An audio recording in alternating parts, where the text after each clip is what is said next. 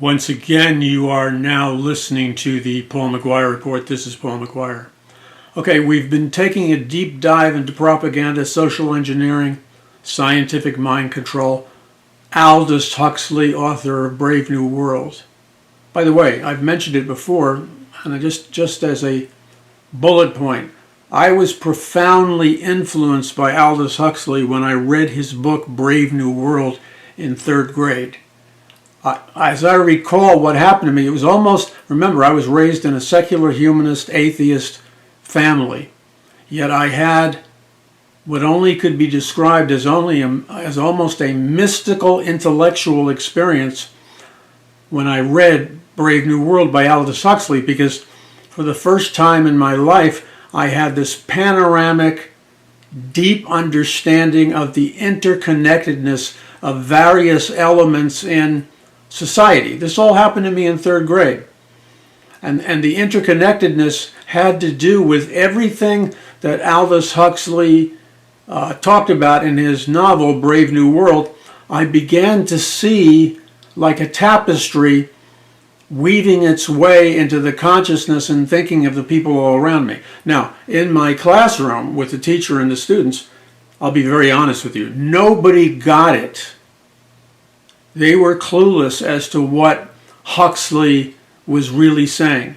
And so when I would raise my hand in class and politely and respectfully begin to try to raise the bar of discussion regarding Brave New World, I got, made fun of. The teacher, ignored me. It was a very painful experience. If you, especially when you're vulnerable as a young child, if you depart from the hive mind, if you depart from the world brain, if you will, and you start to think independently, and you start to think on a bigger, more profound level than the people around you, well, you know what happens. You get picked on, you get attacked, and all that happened to me. And, I don't look back with regret or anything like that, because for me, at a young age, being attacked for asking the right questions, being attacked for using my head in third grade, it only served to make me stronger and more resolute. In fact, being attacked so viciously for simply getting it, for simply understanding the bigger messages in Brave New World, that all of that served to strengthen me. It served to prepare me for my life's calling. Little did I know in third grade, the furthest thing in my mind, believe me, the furthest thing in my mind in third grade, when I had an epiphany of understanding Brave New World, what was the farthest from my mind was this notion that one day I would speak to millions of people, which did become a reality. One day I would host a nationally syndicated Paul McGUIRE show on major FM and AM stations across the nation, 4 hours a day, live drive time, being a regular commentator and debater on the Fox News Network, CNN, the History Channel, and so on and so forth, the author of around 37 books or more, many of them bestsellers. Little did I know, and by the way,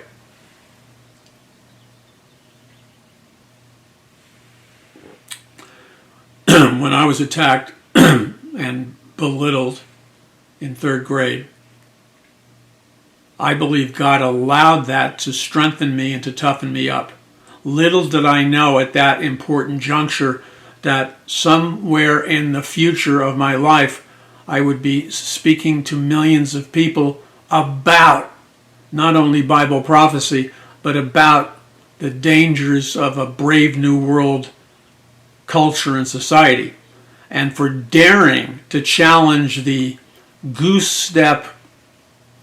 That's what they did in Nazi Germany. The soldiers would goose step like a machine. They would throw their knees and legs and kick out. You've seen them when they would march like good little Nazis. So I was not a good little Nazi. I thought for myself. That would be considered, in Huxley's book, you would be guilty of having committed a thought crime. Well, so be it. If thinking and speaking the truth makes you guilty of a thought crime, for crying out loud, bring it on. So it toughened me up. It made me agile. It demanded of me that I enhance my verbal skills so I could defend and debate what I believed in. So I don't look back with any regret concerning the opposition that was targeting me for the thought crime of understanding Brave New World. I don't look back with regret. I look back with thankfulness, actually, because those experiences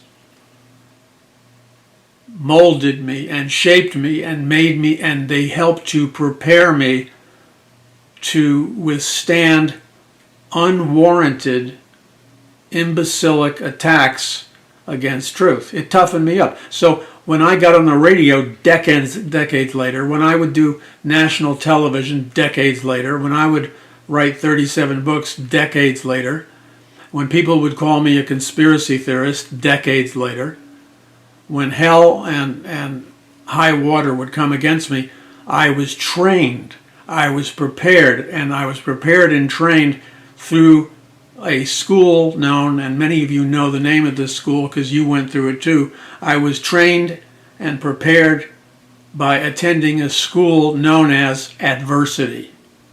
And for those of you that have attended, you know it's a great school. There's nothing like it. So it prepared me. It honed in my skills, and that's what can happen to you if you dedicate yourself.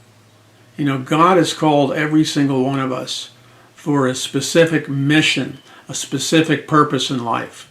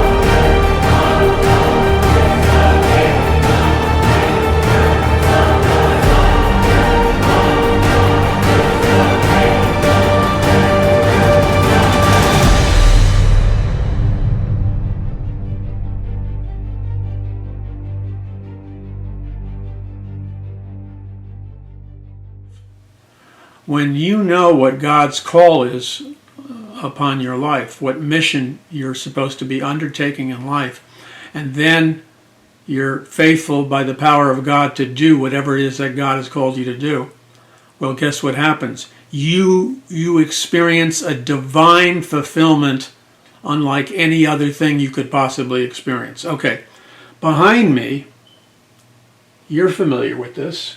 This is a Nazi rally where Adolf Hitler spoke. This is like a black and white, it's a clip from a black and white propaganda video, a propaganda film produced by the Nazi propaganda party or the Nazi propaganda experts. So you see, by just observing this picture, you see all the elements of propaganda and scientific mind control. And the guy who headed up propaganda for Hitler, his name was Goebbels. You see propaganda on display behind me. Notice the use of a visual theater of the mind where you see what appears to be, maybe over 100,000, or I don't know how large a crowd, but 500,000 people or more. You see the usage of the assembly of mass crowds operating in unison.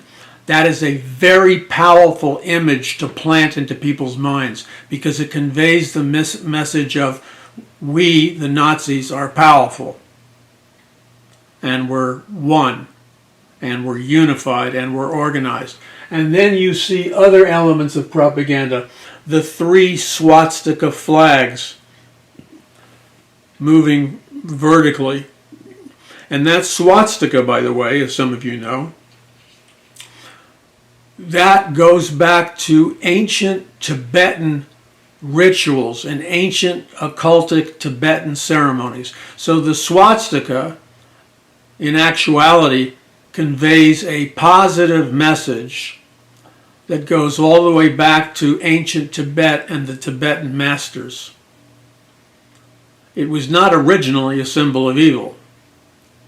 So we see the 3 swastikas and the flags. We see countless thousands of people coming out to attend the rally.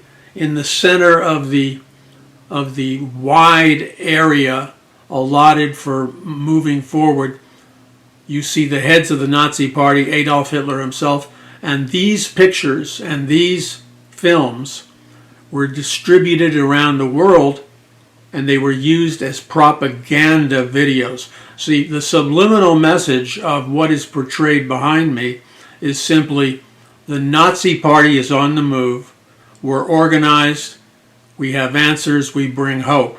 Not that any of that happens to be true, objectively, it's not true.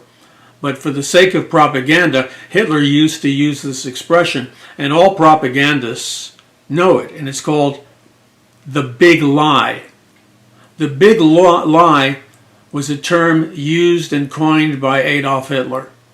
It wasn't necessarily invented by Adolf Hitler, but the big lie referred to a propaganda scientific mind control principle, which was simply this: the bigger the lie you tell the people, the bigger the lie you tell the masses, the more likely they are to believe the big lie.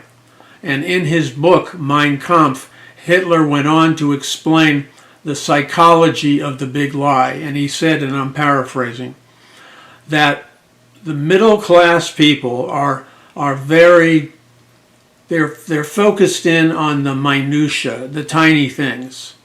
Middle class people are obsessed with the tiny things, including their moral structure is obsessed with the tiny things. So it's inconceivable to somebody in the middle class that anybody would dare to tell what you would call a big lie.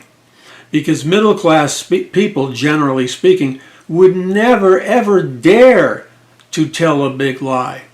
Middle class people, according to Hitler, feel horrible guilt over telling even the smallest lie. And for the middle class, their moral framework is rooted and grounded in feeling guilty over small, tiny lies. Therefore, Hitler said that if you dare to tell middle-class people a really, really big lie, they will exponentially be more likely to believe a big lie than they would be to believe a small or tiny lie. Why? Because of the innate psychological conflict.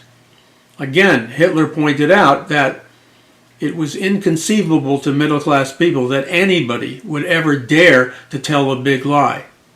So, because Hitler understood this dynamic, he knew that the larger, the more outrageous, and the bigger the lie that was told to the people, the more likely the people would be to accept totally, without any reservation, they would accept a really big lie, whereas they would reject and scrutinize a very tiny lie. It's the opposite of our traditional common sense, but it is knowing this principle is a fundamental principle in scientific mind control, the big lie.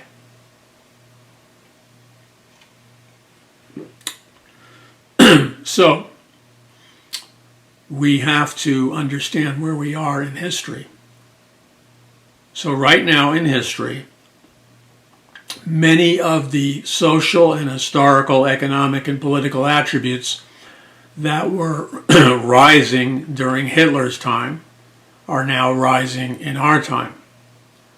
And Hitler knew how to tap into the rage, tap into the void, if you will, tap into the pain and suffering, and tap into the deep conflicts of the working class and the middle class in Nazi Germany. And employing propaganda, once again, Hitler and his propaganda experts employed the technique of the big lie in that they told a big lie about the Jewish people based on previous lies, based on rumors, based on unproven allegations that were being made against the Jews. The Jews had a very bad reputation throughout Europe. The Jews were known as bankers. They were known as, totally sold out to money. And it had a certain percentage of fact to it, but it was largely exaggerated. And so Hitler would zoom in on anti-Semitic propaganda, and he would spread anti-Semitic propaganda throughout Germany.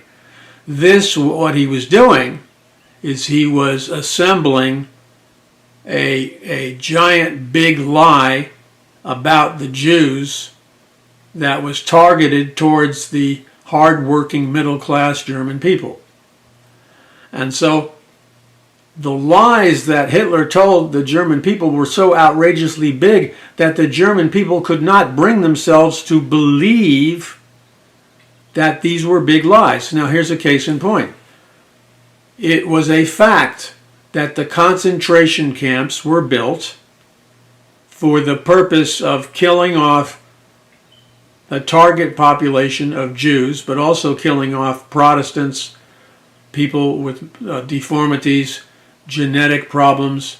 The purpose of the concentration camps was to cleanse Germany of anybody with genetic disorders, and that was, of course, would have to be Jews because they were anti-Semitic. Now,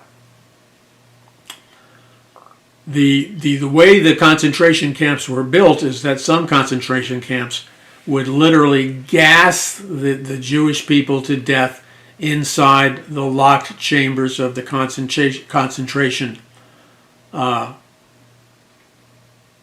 gas rooms.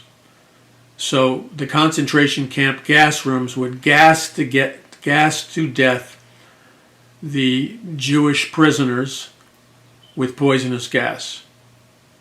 And yet the people were in such denial to the big lie, the people could not bring themselves to perceive the truth. And the truth was that the lie was that they were being told that they were going to the gas chambers to get a hot shower, to wash their bodies with soap, and for hygiene and cleansing themselves. They were told that they were going to the showers to indeed get showers with hot water and soap for the purpose of cleanliness. But that was a total lie. That was a big lie. But the Jewish prisoners believed emphatically in the big lie, step by step, as they marched up the steps into the concentration camp gas chambers. The Jewish prisoners totally believed the lie. They believed that they were going into a series of giant shower rooms where they would wash their bodies with soap and hot water. And they believed that even when they stepped through the doors into the gas chambers. Then, as they were standing there naked in the gas chambers, and they were looking at the shower heads on the ceiling, they began to notice that there was a kind of mist coming out of the heads of the showers in the so-called shower rooms. And nobody lifted an eyebrow because they assumed they were merely getting a shower and cleaning themselves. But within a minute or two of the shower heads releasing what they believed was steam, what was really coming through the shower heads was poisonous gas, not steam or water. So within 60 seconds of breathing in the poisonous gas in the air of the shower chambers, people were moaning and groaning and dying. They were dying in a matter of minutes after they were exposed to poisonous gas. And they discovered within less than 60 seconds that the so-called gas chamber, what was coming out of the heads of the gas chamber, was dangerously poisonous gas. Then in the other chambers, where the Jewish prisoners would walk into them step by step, they were told that they were going to get clean clothes and other things, and they were marched into special rooms with sealed doors, and their bodies were placed in literal ovens, in giant ovens. So the Nazis placed the Jews' bodies on ovens, and then they rapidly heated up with these gas ovens, and they burned the bodies of the Jewish prisoners. They burned their bodies alive, and they burned their bodies in these giant gas ovens. They were burned to death. And the pollution and the foul odor that would belch out of the chimneys of these gas chambers, there was a horrible smell when bodies would be burnt in the gas chambers and they'd go up through the chimney. What polluted the atmosphere was a mixture of human flesh being burnt alive in these ovens. So the big lie consisted of lying to the Jews that they were going to go in one kind of chamber where they would bathe in a hot shower with soap, but in reality they were being exposed to poisonous gas, and they were being gassed to death.